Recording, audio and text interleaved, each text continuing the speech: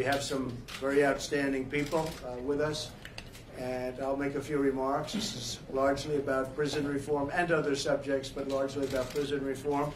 So I want to thank the governors, Matt Bevin, Phil Bryant, Doug Burgum, Nathan Deal, and John Bell Edwards for being here today.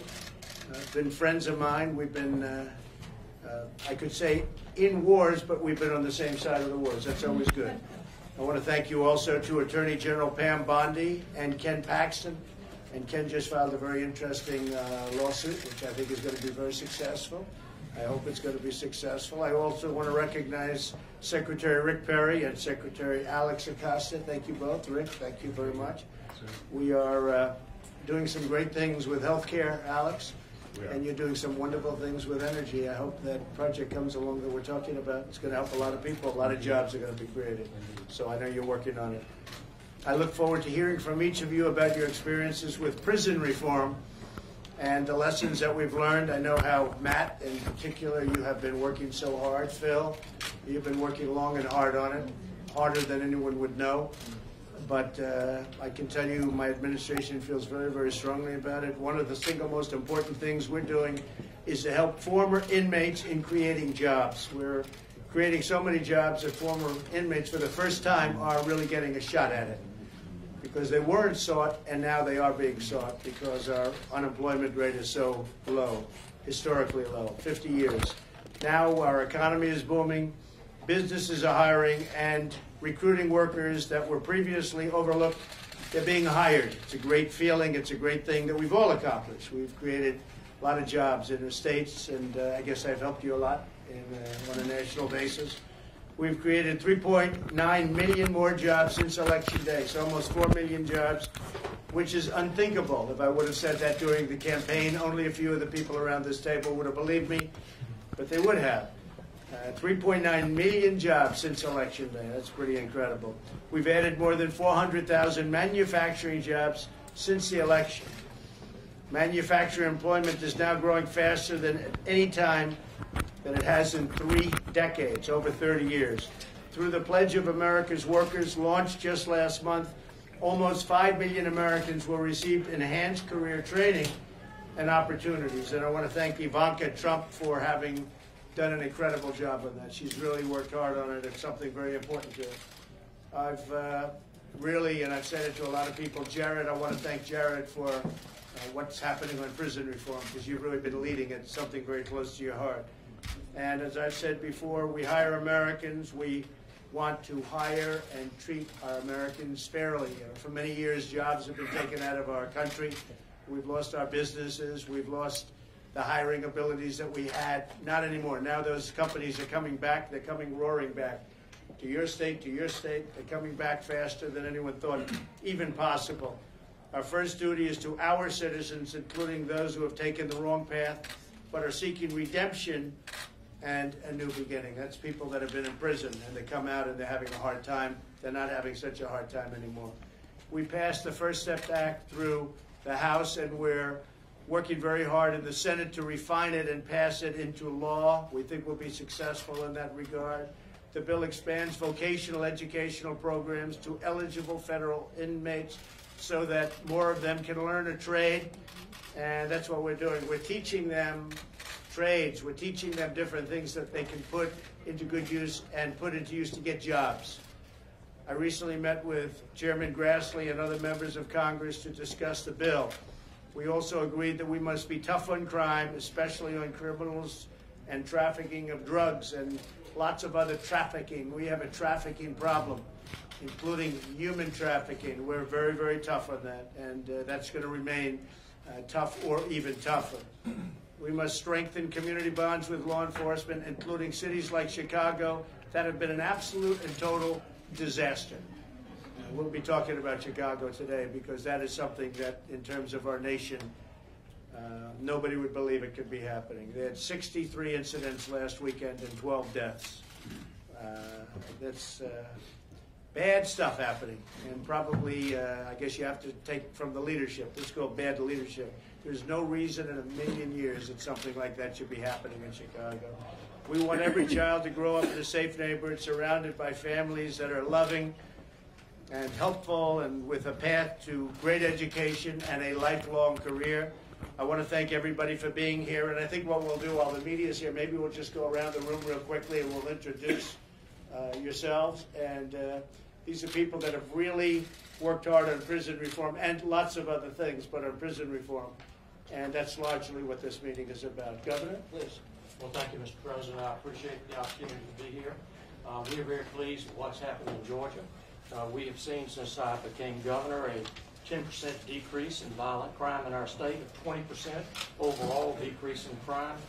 We have seen our African American percentage in our prison system drop significantly. Black males has dropped almost 30%. That's good. Black females dropped about 38.2%.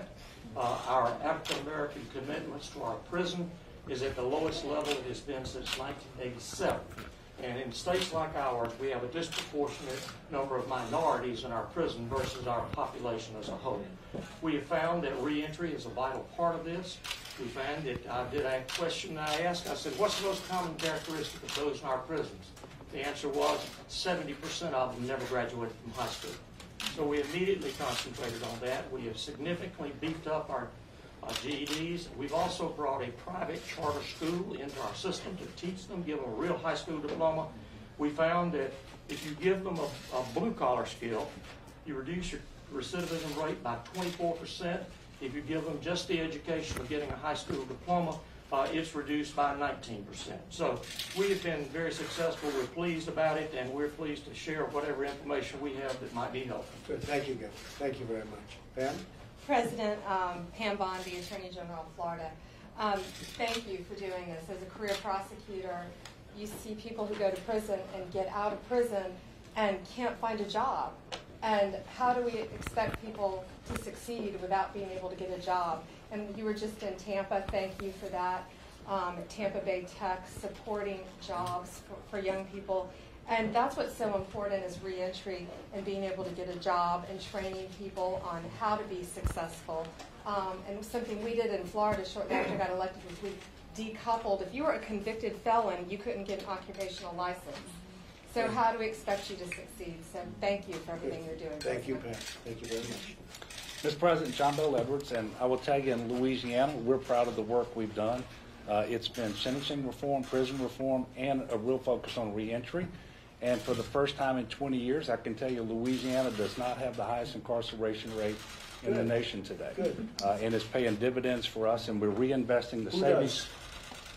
Oklahoma. Really? Yes, sir. But we are reinvesting the savings into our reentry program and also into victim services. So we're excited about what we're doing. We're looking forward to sharing that with you. Thank you very much. Thank you, John Bell. Please. Go ahead.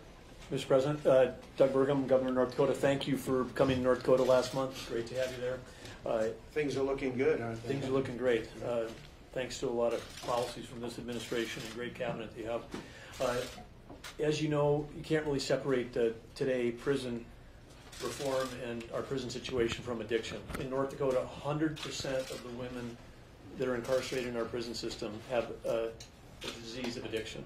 85% of the men in our prison have disease of addiction. And we can't solve a chronic healthcare problem with punishment. We've got to solve it, treat it like a disease and solve it that way. Right. And so I want to also thank you for the work that your administration is doing on the addiction front, because it ties directly back into this. And I think we've got a number of innovations we'll be happy to share at this roundtable today. Good. Thanks for inviting us. Good. But in the end, we're trying to create better neighbors, not better prisoners. 98.5% of the people that go to prison in North Dakota end up coming back out, and so we have to, when they're there, like the other governors have talked about, it's education, it's career skills, it's treatment. Those are things we have to focus on. If we can do that, we can turn people's lives around and add people to the workforce. We know we need that because we've got so many jobs open in this country. Thank you very much, Governor. Ken Paxton, Texas Attorney General. Thank you, Mr. President. This is obviously an important issue to Texas. I think it's an important issue to the nation. And Jared, I appreciate your passion for this issue. 2007, under the leadership of, I think, the greatest governor in my lifetime, who's now Secretary of Energy, is that right? And The president of our top public policy foundation, Brooke Rollins, we passed legislation similar to what Congress is now looking at that has had a dramatic impact on our ability to take people from prison into productive lives. And, you know, I could cite many statistics, but we were spending $2 billion, and we didn't spend the money. We put $241 million into treatment and to helping people find jobs. We've expanded that since, but it's made a tremendous difference. We have not built any more new prisons since then. We've actually closed 8 prisons. So it's really made a difference, and I think it can make a difference for the nation. So I look forward to continuing the discussion. How are you doing with your recently filed case? How's that looking? Well, we had a hearing yesterday, and I think it went quite well. We'll see what the judge says, but we know we're right on the law and we're right on the Constitution, and so we're confident things are going to go in the right way. It's true. Thank you, Mr. President. I'm Phil Broughton, Mississippi. In 2014, we began our Right on Crime program. We used all the things that Georgia has been successful with. In Texas, I called both of these governors and said, tell me how you did it. I'm a former law enforcement officer. I worked undercover narcotics cases. I've been out there with the worst of the worst. I put a lot of people in jail, and some of it was difficult, particularly when I was state auditor, and over 100 statewide elected officials and government employees went to jail for white-collar crimes. So we began a really strong program working with the Pew Institute of putting that workforce training program into effect, making sure we looked at addiction, mental health. Mental health challenges within the correctional facilities are obviously rampant. Also trying to make prisons a drug-free zone and a crime-free zone within that prison, so your life can't be threatened every day. You can't be attacked in prison. You can't have access to drugs and be rehabilitated. And then finally, the faith-based organization. It takes a change of heart. I've been around a lot of people who are in jail, and if their hearts aren't changed, their lives will not be changed. So prison ministries, all of those things that government doesn't like to admit to that works. And so when we bring faith back into the prison system, prisoners have hope again. And that worked better for us than anything we could have done. Another reentry program, getting them jobs, getting them the driver's license, keeping them connected with their families so that they have something to work towards when they're getting out of prison. And I can tell you, I had to call a lot of my Republicans into the governor's office and convince them to vote for this bill. They were worried it was soft on crime. They were hesitant about what they were going to tell their people back home. And I said, you tell them to call me. Because crime is down 6%. We have 3,000 less inmates. We saved $40 million since 2014. Right. And you can do the same thing. And Jared, thank you for your leadership. Thank you, Mr. President. Secretary? Mr. President, I'd like to make two points. First, as you mentioned, the economy is doing incredibly well. For the first time since we've been keeping records, we have more open jobs than we have people to fill those jobs. And so these reentry programs are needed for the economy. We have jobs ready and waiting for individuals when they leave prison. Second, I'd like to follow up on what so many governors have said. These programs work. As you know, and others at the table know, I was U.S. Attorney in Miami. And when you talk with the law enforcement communities, what they will tell you is that these programs foster public safety. When someone leaves prison, the best that can happen for them is for them to find a job. The best that can happen for society is for them to find a job and start contributing to society rather than go back to the old days of crime. So this is very much a win-win for the individual, for the safety of the community, and for the economy of the nation. And we have individuals that are going from a prison system where the taxpayer is funding the system to contributing members of society that are helping this economic growth. So we're working with various governors.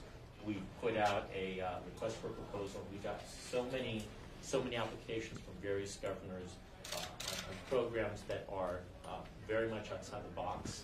That this fall we intend to put out another request for proposals to fund another round of reentry efforts. And so I want to thank the governors, and I want to thank all that are working on this issue. It's very important. Well, you've been great, and your health care plan is going along beautifully. That is really doing something. It's. Are you surprised by the numbers you hear? It is.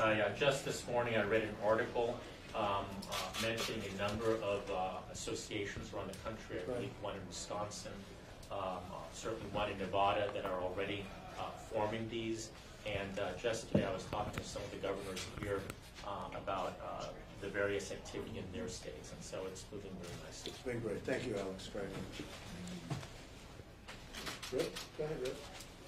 Well, I would be thank you so much, Mr. President. We're so happy to be here. I tell you, I am overwhelmed and so encouraged. These governors are real innovators and they're entrepreneurs, and what they have done is this idea of the laboratories of democracy, that in the states we have moved so many issues forward that now at the federal level, which I'm so honored to become part of your team, but at the federal level we can now see what happened in the states, what's working, what is basically lifting people to a better life, the forgotten men and women of this country. And having lived it in Texas beside these two great men for more than a decade, we've seen firsthand how this changes lives, how it gives people second chances, how it puts communities back together and keep families together. So thank you for the opportunity. Thank you. Good job. Mr. President, thank you for bringing her on board. I think you're seeing on a daily basis what a talent she is dealing with these issues that are really important. Two things that I want to share with the table, with you, and with the general public. And one is it's because of those tax policies, because of those regulatory policies that you push through. We got more people working in America than ever before. And you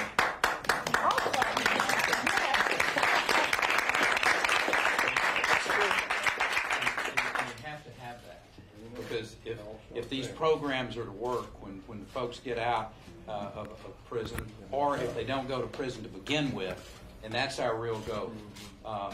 And I want to share that these governors around here, every one of them are courageous, because I heard it when we were doing this back in Texas in the early and mid 2000s, that, well, Perry, we thought you were tough on crime. Nobody ever got me confused with being soft on crime. I signed more execution orders than probably any governor in the history of this country. And that's a sad thing, but it's a fact. So I'm not soft on crime. But I like to say we were smart on crime in Texas, because we put these programs into place, and young people whose lives would be destroyed if we sent them on to prison, and that's where they really become professional criminals. And we never allowed that to happen. We gave them a second chance. And so Texans now really understand it. We shut down 8 prisons, saving some $3+ billion a year in prison costs. And conservatives look at that now and go, that was smart on crime. And Pam, that's what people will say about you, Mr. President, is number one, you've created this climate where people can have a job and have hope for the future. And I'll finish with this, is that you passed that piece of legislation that does clearly reforms the prison system, and I will suggest to you from my perspective that the sentencing reform is part of that as well. And then you have the ability to show this country, and then these laboratories of innovation. When Doug goes back up to North Dakota, and he puts in for his state the right programs, and it's not top down, but you've sent the right message that, fellas, here's the way to reform your prison system. We're not going to be in the way. We're not going to be a hurdle for you, and you all figure out how to do it the rest of the way. And this country, can be incredibly proud of what they're doing for the next generation of people to come along. And these governors are going to be a real key part of it. Well, thank you, Rick. Very good. Thank you very much. How's it going energy-wise?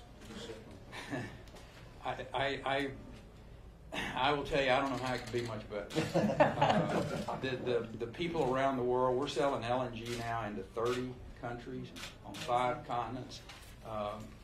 John, a lot of that Louisiana gas is headed to a lot of places. Doug, number 2 oil producer in the world, or I should say in the United States, only behind state Texas.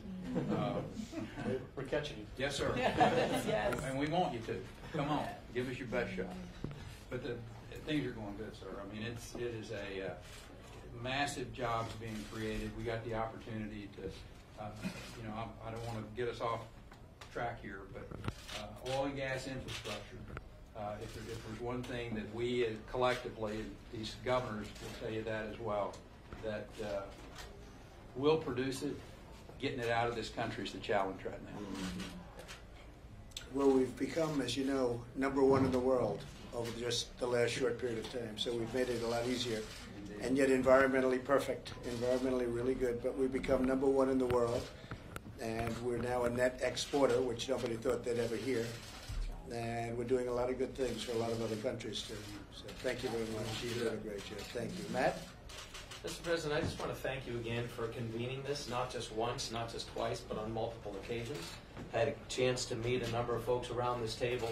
A comment was made early on, I think by you in your introductory comments, about the fact that this is a war where people can be lined up on the same side. And the most powerful thing about this, and something I hope those of you in the media appreciate, I look at guys like John Bell Edwards in Louisiana, represents a different party than I do in Kentucky in terms of our political affiliation.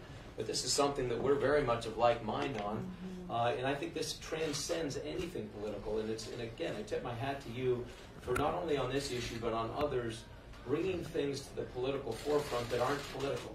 They've historically been ignored because they weren't political, and nobody got any points politically by doing them, but that they were the right thing to do. And as some who have gone around this table have touched on, it isn't just the fact that it's smart on crime or that it's financially prudent, because it is all those things. But it's the right thing to do, just the human dignity of giving people, this is a land of second chances and of opportunity to rebuild your life. And you are giving us, through this conversation and the kind of things you're pushing from the federal level, the encouragement from the bottom up to give millions and millions of Americans a chance at redemption. And it's I think, the greatest gift we can offer people. And it's something that, again, for all the economic reasons we've just mentioned, we desperately need. These are able-bodied men and women. 95 to 97% of the 2 million currently in prison are going to get out. And what are they going to do? Are we going to give them a path to stay out, or are they going to go right back in? And some of the things we've done in Kentucky is literally start training programs inside of the prison system. Because one of the things, we do have 2 twins that are going off to college in the next couple of weeks. And every one of them, from the beginning they get to college, they have a guidance counselor that's helping them chart their path. I truly think it's something we need to do within our prison system, because we're spending just as much for every person in a prison system as we are for a kid in a college classroom. And why not give them a path for them personally to make sure they don't come back to this place, but that they go out and become productive, tax-paying citizens who contribute and become good mothers and fathers and community members. These are the kind of things that this will afford us the chance to do. And I truly appreciate this. It's something personally that I have a passion for, and for you and your administration. And Jared, really, kudos to you, because you've done such a stellar job of bringing this to the forefront and gathering us together. And I'm grateful to the 2 of you for making this possible. Well, thank you, Matt. And I have to say, we have tremendous political support. It a little bit surprises me. I thought that when we started this journey about a year ago, I thought we would not have a lot of political support. We'd have to convince people. We have great political support. You see what's happening. People that I would least suspect are behind it 100%. So that's a good thing. Thank you all for being here. Thank you all very much. Thank you. Thank you very much.